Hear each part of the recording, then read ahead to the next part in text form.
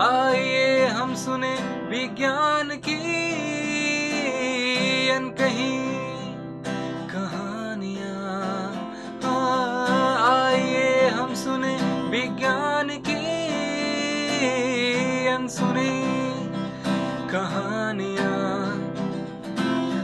एक नई दुनिया की आवाज आपकी आवाज, विज्ञान की आवाज, की आवाज। Celebrating Azadi Ka Amrit Mahotsav, we bring you a podcast series on STEM popularization, science, technology, engineering, mathematics and medicine, supported and catalyzed by the National Council for Science and Technology Communication, Government of India. This program is produced by Media for Community Foundation. Creative content and technical support is given by Apna Radio, Indian Institute of Mass Communication, New Delhi. एक नई दुनिया की आवाज आपकी आवाज, विज्ञान की आवाज, की आवाज, की आवाज।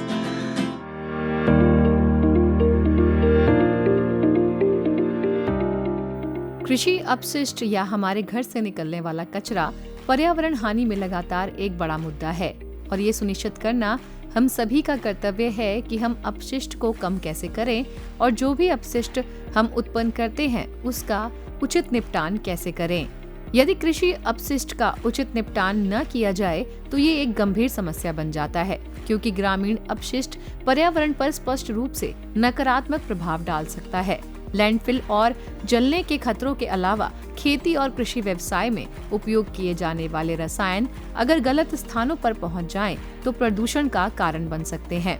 कीटनाशक जो खेतों को समृद्ध बनाते हैं, जल मार्गों और जलधाराओं में बड़े पैमाने पर प्रदूषण का कारण बनते हैं। दूषित जल पारिस्थितिकी तंत्र को नुकसान पहुंचाता है और इंसानों की मृत्यु का कारण बनता है और पीने के पानी को भी नुकसान पहुंच सकता है। लेकिन ऐसे कई तरीके हैं जिनसे कृषक, ग्रामीण अपशिष्ट और एक आम नागरिक कचरे का निपटान कर सकता है। यदि उत्पादों को पुनः उपयोग या कंपोस्ट किया जाए तो ये सारी समस्या दूर की जा सकती है। तो क्या ऐसा संभव है? आज विज्ञान की आवाज कार्यक्रम में इसी पर चर्चा होगी। आज इस विषय पर जानकारी देने के लिए हमारे साथ जुड़ेंगी सूक्ष्म जीव विज्ञान विभाग पूसा में कार्यरत प्रधान वैज्ञानिक डॉक्टर लवलीन शुक्ला।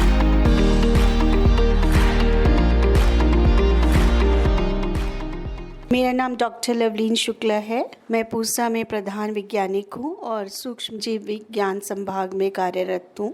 मेरा जब से मैंने भारतीय कृषि अनुसंधान में ज्वाइन किया है तब से जो मेरा काम है वो है फसल अवशेष को कैसे प्रयोग में लाए जाए और एनिमल वेस्ट जैसे कि गाय भैंस जिसका भी गोबर, मुर्गी की मीट जो भी हमारे पास है प्रचुर मात्रा में, उसका कैसे प्रयोग करें। हमारा अब तक का जो पूरा सफ़र है हम उसको ये चाहते हैं कि आप लोग जितना भी आपका कृषि व्यर्थ है उसको एक खजाना समझिए और उसको जो भी है, जैसे किसान है कोई भी है, वो उसको एक वेस्ट ना समझे, व्यर्थ ना समझे, उसको एक खजाना समझे। 30 साल से अधिक हो गए हैं मुझे यहाँ पे कार्य करते हुए और अपने पूरे कार्यकाल में हमने एक डिकम्पोज़र का इजाद किया है जिसका नाम आजकल हर कोई जानता है, जिसे हम पूसा डिकम्पोज़र कहते हैं। पूसा डिकम्पोज़र आपके कृषि व्यर्थ हो, सब्जी हो या फलों का व्यर्थ हो या आपका घर का कचरा हो, इन सब को बहुत उत्तम खाद बना देता है। इसे हमने 7 जीवाणुओं का एक कंसोर्शियम बनाया है, संग्रह बनाया है, जो कि आपके किसी भी फसल अवशेष या जो भी अवशेष है उसके ऊपर कार्य करता है और उसको बहुत जल्दी ही खाद बना देता है। क्योंकि आप जानते हैं खाद बनाने में बहुत समय लगता है और समय किसी के पास नहीं है, तो तो जीवाणुओं का क्या है कि ये जीवाणु उस को खाते हैं और उसको खाद बनाते हैं। पूसा डिकम्पोज़र जो है बहुत प्रचलित है किसानों में, और ये अब हम लोग जो है 3 फॉर्म में इसको देते हैं। सबसे पहले हमने इसको लिक्विड फॉर्म में बनाया था और बहुत सारे प्रशिक्षण किए। किसानों के पास हमें बहुत अच्छे उत्साहित करने वाले रिजल्ट्स मिले। और लेकिन क्या होता है कि अगर आप खेत में भी अपने पराली जैसे कि उसका निस्तारण करते हैं तो 10 लीटर प्रति एकड़ चाहिए होता है। आसपास के किसान तो ले जा सकते हैं, लेकिन दूर देश के जैसे पंजाब के, हरियाणा के हो गए, मध्य प्रदेश, तो ले जाना कल्चर बहुत मुश्किल हो जाता था। तो हमने क्या किया, इसी लिक्विड कल्चर को कैप्सूल की फॉर्म में दे दिया, जो कि बड़े आराम से पोस्ट भी हो जाता है। यहाँ पे किसान या कोई भी यूज़र है उसको कैप्सूल से कल्चर खुद बनाना पड़ता है और फिर उसका प्रयोग करते हैं।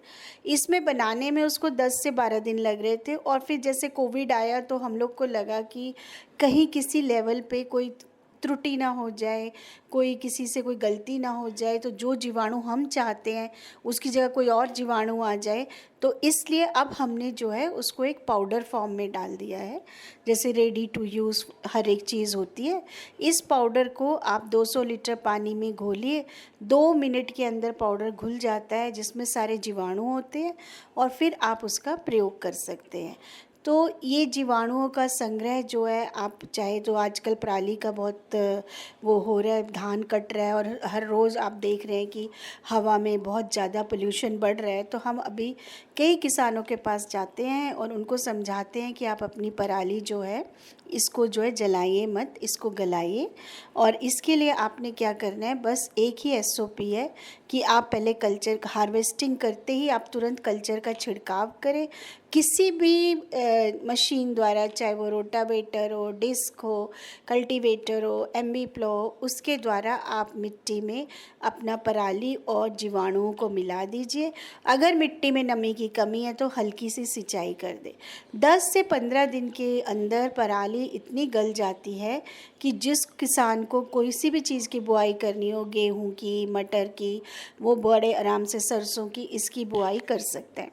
इसके अलावा हमने ये भी किया है कि अगर किसान कहता है कि मुझे अपना खेत खाली करना है और हमें जो है ये सब नहीं बनाना है, तो आप खेत के बाहर आके भी अपना जो भी व्यर्थ है उससे खाद बनाइए। गाय का गोबर लीजिए, पराली लीजिए, कल्चर का डालिए घोल उसमें और उसको छोड़ दीजिए। 90 दिन के अंदर जो है आपकी खाद तैयार हो जाती है, जिसमें एक चीज़ हमने डाली है कि आपको हर 15 दिन बाद उसकी पलटाई करनी है।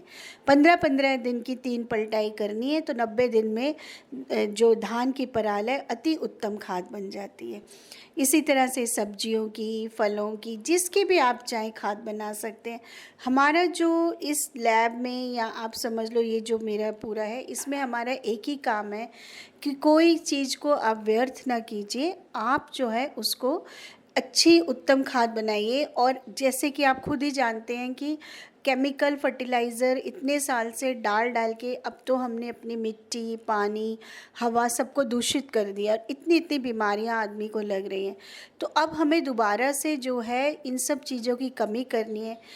केमिकल फर्टिलाइज़र को आप एकदम से नहीं हटा सकते, लेकिन आपको इनको कमी करनी है, जिससे कि आप दूसरे संसाधन जैसे फार्म यार्ड मैन्योर हो गया, कंपोस्ट हो गया, वर्मी कंपोस्ट हो गया, आप रॉम बनाइए, इन सब चीज़ों का मिट्टी में उत्पादन डालिए। मेरे यहाँ रिसर्च भी होती है, तो हमारे ये होता है कि हमारे यहाँ पे 3 चीज़ें करनी होती है हमें, रिसर्च, एक्सटेंशन एंड टीचिंग। तो टीचिंग में मेरे पास जो है PhD और MSc के बच्चे हैं, और इस दौरान हमने काफ़ी रिसर्च पेपर्स भी पब्लिश किए हैं। कम से कम हमारे जो है 50 से अधिक रिसर्च पेपर हैं, और इसके अलावा हमने कई किताब भी लिखी हैं, कई प्रैक्टिकल मैनुअल भी बनाए हैं, जो कि हमने द्विभाषी बनाए हैं, हिंदी में भी और इंग्लिश में भी। पढ़ाने के समय जैसे एक टेक्निक्स इन माइक्रोबायोलॉजी कोर्स है, वो बहुत ही ज़्यादा हमारे विद्यार्थियों में प्रचलित है, उसका मैनुअल हमने खुद बनाया, मैंने खुद डिज़ाइन किया और बनाया, और जितने भी हमारे स्टूडेंट्स हैं बहुत उसको अच्छे से उस कोर्स को लेते हैं। इसके अलावा हमने यहाँ पे चाहे किसान हो, चाहे स्टूडेंट्स हो, चाहे एंटरप्रेन्योर्स हो, इन सबको ट्रेनिंग भी दी जाती है कि आप अपने यहाँ से खाद कैसे बनाएंगे, और कई सफल प्रशिक्षण दिए गए हैं।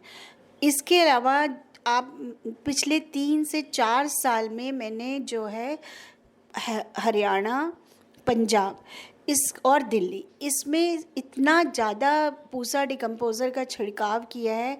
हर क्षेत्र में जाके खुद पर्सनली किसानों से मिलके ये करवाया है, और अब इससे ये है कि किसानों के बीच में जागरूकता बढ़ गई है और किसान जो है इसको अपना रहे हैं। अगर हम रिसाइकलिंग या फसलों के पुनर्चक्र में करते हैं तो हम काफ़ी आगे निकल चुके हैं, लेकिन रिसर्च में तो हम आगे हैं, लेकिन इसके एडॉप्शन में जो है हम थोड़ा पीछे हैं, क्योंकि हमें एक्सटेंशन बहुत ज़्यादा करना है। हमें किसानों को तो समझाना ही समझाना है, हमें कुछ लोग ऐसे भी हैं जो किसानों के ऊपर होते हैं, जैसे कोई साइंटिस्ट होते हैं या कुछ और, उनको भी समझाना, उनका माइंडसेट चेंज करने की ज़रूरत है। क्योंकि कुछ मैंने जैसे पंजाब का दौरा किया था, वहाँ पे मेरे को सबसे बड़ी जो मुश्किल आती है वो ये है कि जो उनके वैज्ञानिक हैं वो मशीनों की तरफ ज़्यादा जोर डालते हैं कि आप मशीनों, हर किसान को बोलेंगे आप ये वाली मशीन ले लो, वो वाली मशीन ले लो, जबकि एक छोटा सा साधारण सा विकल्प है कि आप जीवाणु डालो, मिट्टी में मिलाओ और उसको गलने दो। आप भी जानते हो, मैं भी जानती हूँ, बाद में तो हम सब ने मिट्टी ही होना है और जीवाणु ही हमारे को मिट्टी में डालते हैं। ये जो माइंडसेट है ना, ये माइंडसेट नहीं चेंज हो रहा, इसलिए जो प्रदूषण की हम कहते हैं पंजाब से धुआं आ रहा है या हरियाणा से, वो माइंडसेट चेंज करना है हमें हायर लेवल का। हायर लेवल जब समझेगा तभी किसान समझेगा।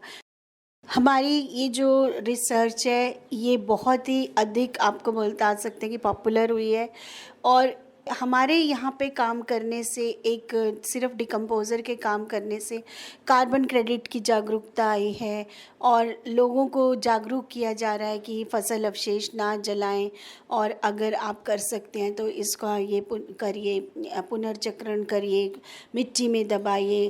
फिर मिट्टी में दबाने की समस्या, मतलब हर जगह ये प्रोपोगेट किया जा रहा है।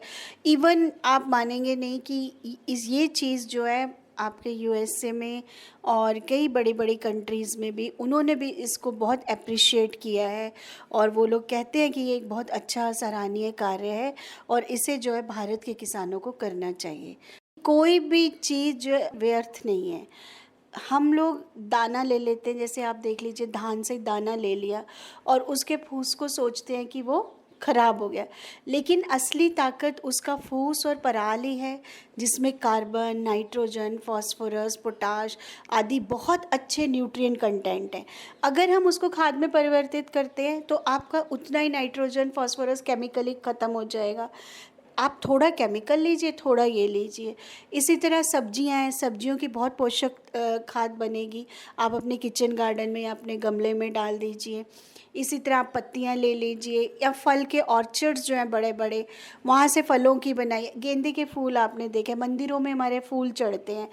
आपको हम बताएं, हम नजफगढ़ मंदिर है, एक साईं मंदिर है बहुत बड़ा, वहाँ से हम लोग, उन्होंने हमें 2-3 टेम्पू जो है गेंदे के फूल दिए थे, और क्योंकि वो पवित्र फूल है तो हमने जो है उसमें अपनी विधि को बिल्कुल ही बदल के उसमें वैसे के वैसे खाद बनाया, और वो खाद इतना खुशबूदार खाद था कि मज़ा आ गया था, और हमने उसका प्रयोग भी किया अपने खेत में।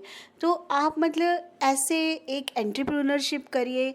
हर कोई जो है अपना पर्यावरण को अगर हम स्वस्थ देखना चाहते हैं, चाहे एक छोटा सा करें, चाहे थोड़ा बड़ा करें, चाहे एक समूह में करें, लेकिन खाद बनाने का काम करें और किसी भी चीज़ को जो है फेंके नहीं। वैसे ही आप जानते हो कि लैंडफिल्स और ये सब कम हो रही हैं, इतना लोग प्लास्टिक की सिरिंज, नीडल्स, बटन, पता नहीं क्या क्या जो है सब कूड़े में डाल देते हैं।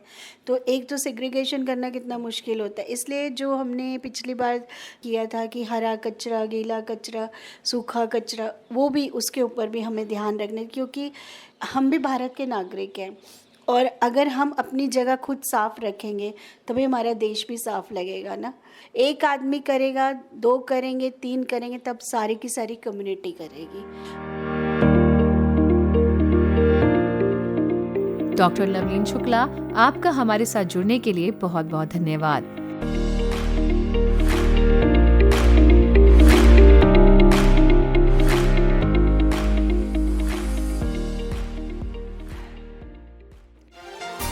Thank you for being with us. Stay tuned for more.